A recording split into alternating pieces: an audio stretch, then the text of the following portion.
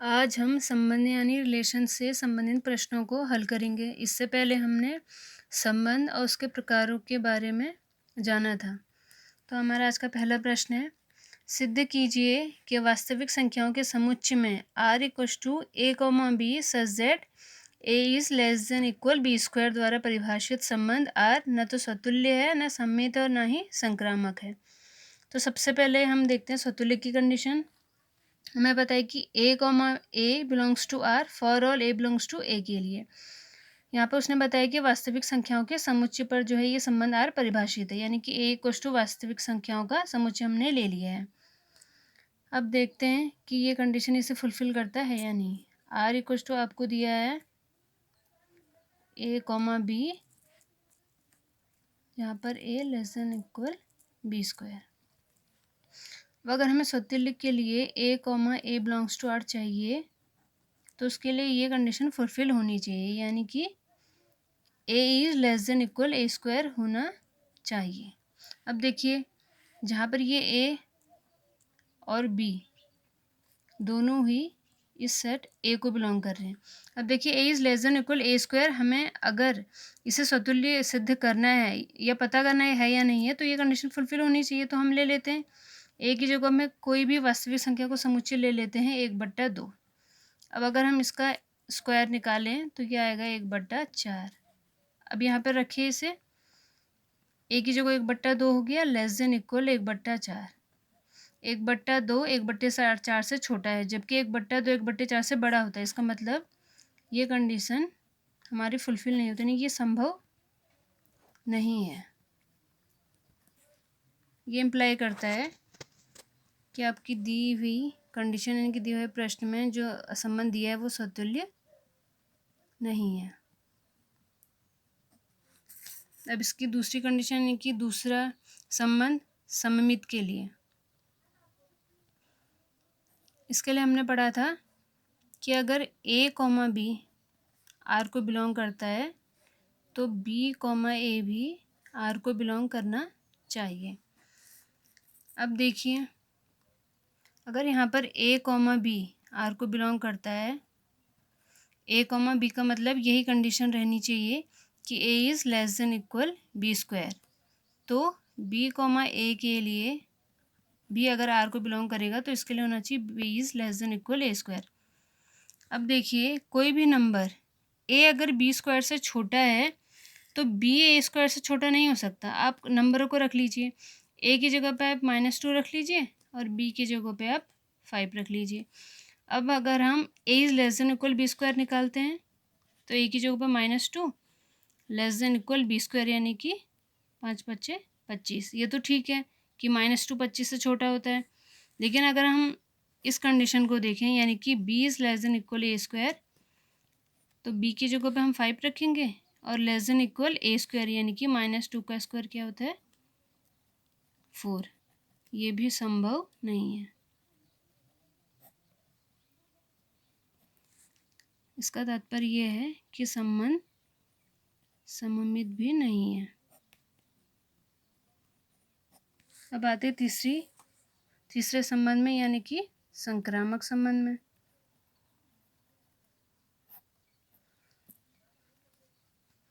इसके लिए अगर a, b r को बिलोंग करता है और b, c r को बिलोंग करता है तो a, c भी r को बिलोंग करना चाहिए। अगर हम यहाँ पर a equals to 2, b equals to -2 और c इक्वल्स टू -1 रखते हैं तो ये जो हमारी कंडीशन है a is less than equal b square वाली, b is less than equal c square, तो a is less than equal c square ये फुलफिल नहीं करेगा। इसका मतलब है कि ये संबंध आपका संक्रामक भी नहीं है।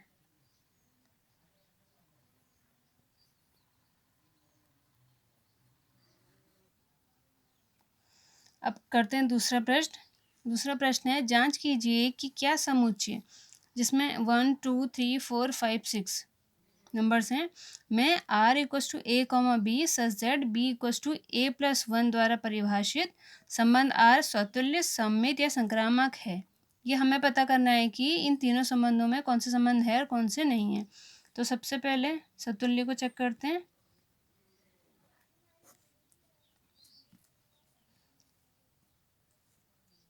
फिर से वही condition, A comma A belongs to R for all A belongs to A के लिए। अब यहाँ पर आपको ए दिया है 1 2 3 4 5 और 6। अब देखिए अगर हम सतुल्य के लिए कंडीशन करते हैं तो हमारे पास ए कॉमा ए इस आर में बिलोंग रहना चाहिए। जो आर की कंडीशन आपको दी है कि B equals to A plus one वाली कंडीशन आपकी ये है। तो देखिए अगर यहाँ पे तो आपको दिए कि आर में इस टाइप के एलिमेंट है ए कोमा बी, जहाँ पर B equals to A plus one होना चाहिए, लेकिन सतुल्य के लिए हमें चाहिए ए कोमा ए, यानी कि बी की जगह भी पे ए होना चाहिए। तो अगर ये कंडीशन फुलफिल होती है तो यहाँ पर आना चाहिए A equals to A plus one, जो कि पॉसिबल नहीं है। कोई भी नंबर अपने एक अधिक नंबर से बड़ा नहीं हो सकता। अगर आप ए की जगह पे इसमें से कोई भी एलिमेंट ले लीजिए, 4 ले लिया आपने, तो क्या आप 4 को 4 प्लस वन लिख सकते हैं? नहीं, ये तो हो जाएगा 5, जो कि पॉसिबल नहीं। 4 5 के इक्वल नहीं हो सकता, इसका मतलब ये संभव नहीं है। तो ये इम्प्लाई कर रहा है कि आपका ये संबंध सतुल्य नहीं है।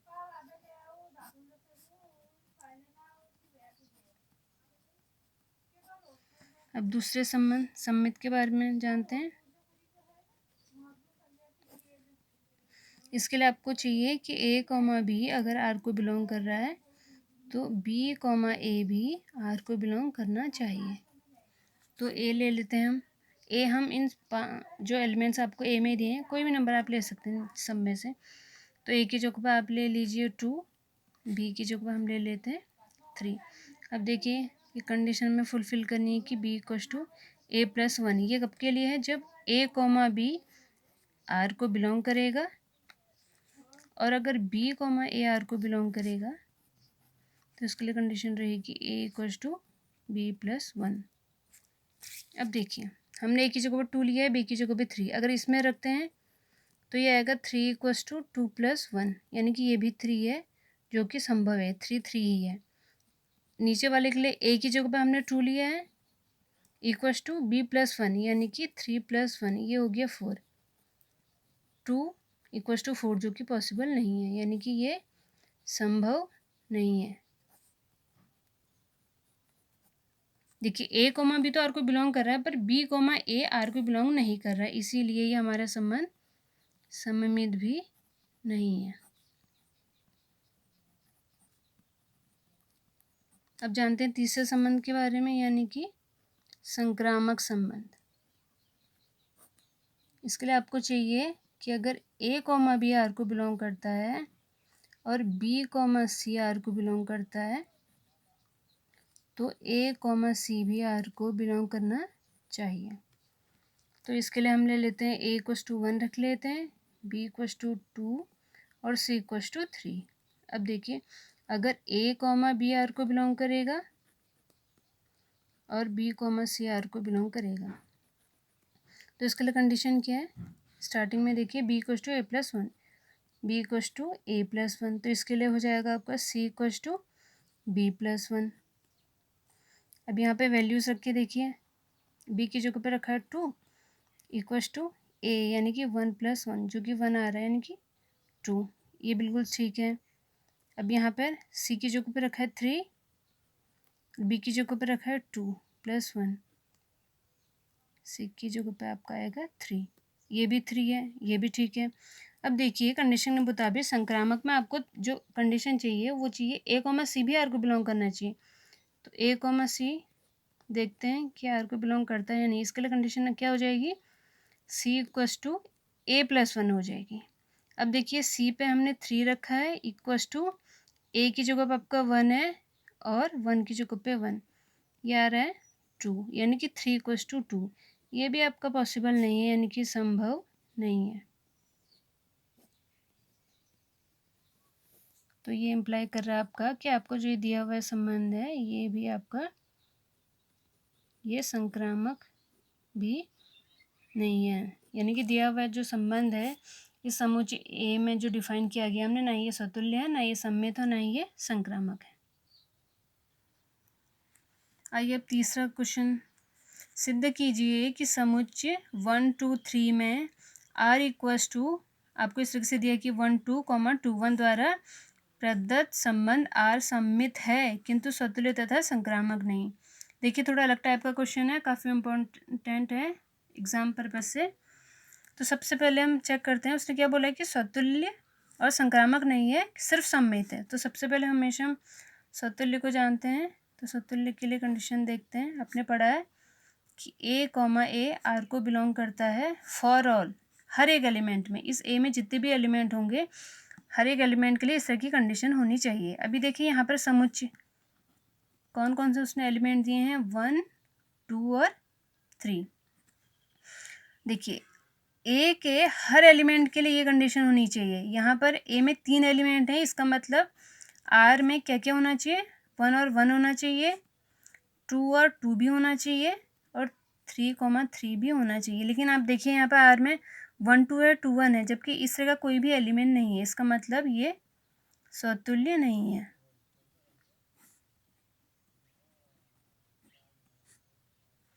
दूसरा देखते हैं सममित। इसके लिए हमने पढ़ा था a, b आर को बिलोंग करता है, तो b, a भी आर को बिलोंग करना चाहिए। आर में देखिए आपको क्या क्या दिया हुआ है, 1, 2 2, 1, यानी कि a, b अगर आर को बिलोंग कर रहा है तो b, a भी आर को बिलोंग कर रहा है। तो ये सीधे सीधे से हो जाता है कि ये संबंध आपका सममित संबंध है। तीसरा प्रश्न जो पूछा गया है वो है संक्रामक के लिए। संक्रामक देखिए इसके लिए आपको चाहिए था कि अगर a, b आर को बिलोंग करता है और b, c ये भी आर को बिलोंग करता है, तो a, c भी आर को बिलोंग करना चाहिए। अब देखिए यहाँ पे आर में है 1, 2 और 2, 1। अगर 1, 2 है यानी कि a, b है, और 2, 1 यानी कि b, c भी है, तो कंडीशन के मुताबिक a, c यानी कि ये फर्स्ट वाला और ये लास्ट वाला भी ग्रुप में होना चाहिए, यानी कि सेट में होना चाहिए। यानी तो 1, 2 है, 2, 1 है, तो इस कंडीशन के अकॉर्डिंग 1, 1 भी आर को बिलोंग करना चाहिए, यानी कि a, c। जबकि यहाँ पर देखिए आप आर में सिर्फ 1, 2 और 2, 1 है। इसका मतलब ये है कि दिया गया संबंध संक्रामक भी नहीं है।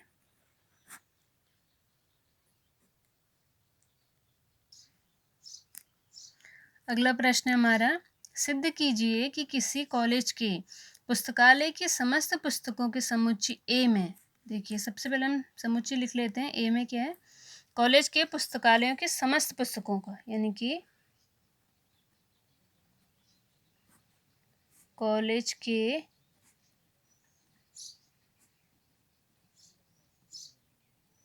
पुस्तकालय की समस्त पुस्तकें,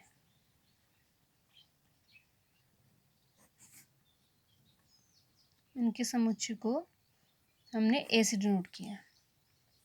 और जो आर आपका संबंध है वो किस तरीके का है कि x, y टाइप का है, जहाँ पर x तथा y में पेजों की संख्या समान है। इस तरीके की कंडीशन है, यानी कि जो संबंध है वो इस कंडीशन पे बेस्ड होगा आपका, पेजों की संख्या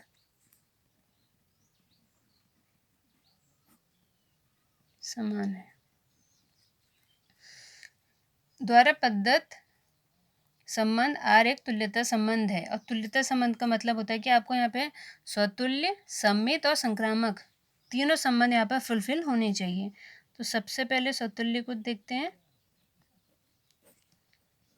अब तो आपको याद हो गया होगा कि इसके लिए क्या कंडीशन होती है, a, belongs to R for all a belongs to a के लिए। देखिए यहाँ पर आप आर देखेंगे तो x, y टाइप के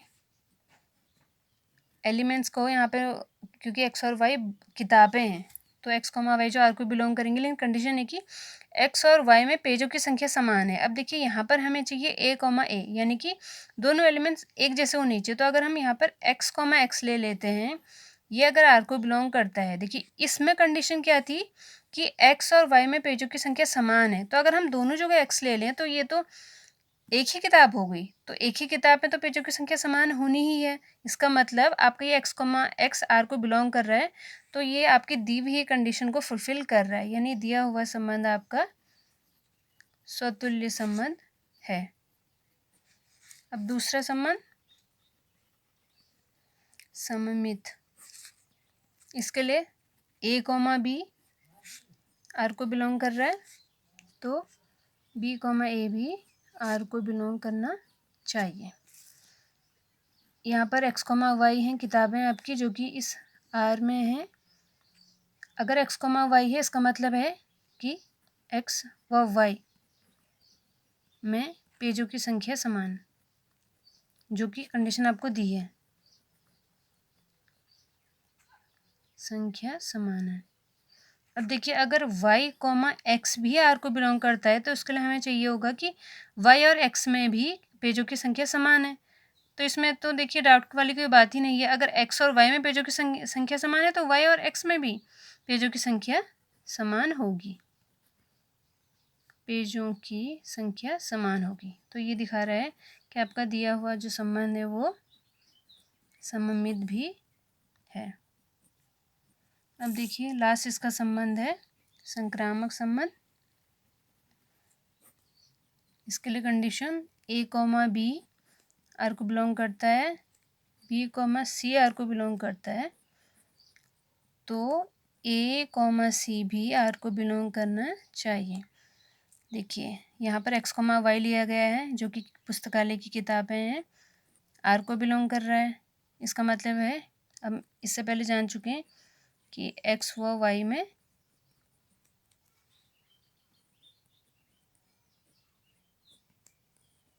पेजों की संख्या समान। तो एक्स कॉमा वाई आर को बिलोंग कर रहा है, तो वाई कॉमा जेड ले लेंगे यहाँ पे। ये भी आर को बिलोंग करेगा। इसका मतलब है कि वाई व जेड में पेजों की संख्या समान। अब देखिए अगर हमें संक्रामक सिद्ध करना है, तो एक्स कॉमा जेड भी आर को बिलोंग करना चाहिए। और ये बिलोंग कब करेगा? जब ये इस कंडीशन को फुलफिल करेगा, यानी कि एक्स और जेड में भी पेजों की संख्या समान होगी। अब देखिए अगर एक्स और वाई में पेजों की संख्या समान है, वाई और जेड में है, तो एक्स और जेड में भी पेजों की संख्या आपकी क्या हो जाएगी? समान हो जाएगी। यानी कि संक्रामक की ये कंडीशन भी इस संबंध ने फुलफिल कर दी है। इसका मतलब आपका दिया हुआ संबंध संक्रामक है, क्योंकि संबंध आपका स्वतुल्य भी है, सममित भी है, संक्रामक भी है। इसका मतलब दिया हुआ संबंध आपका आर क्या है? एक तुल्यता संबंध है।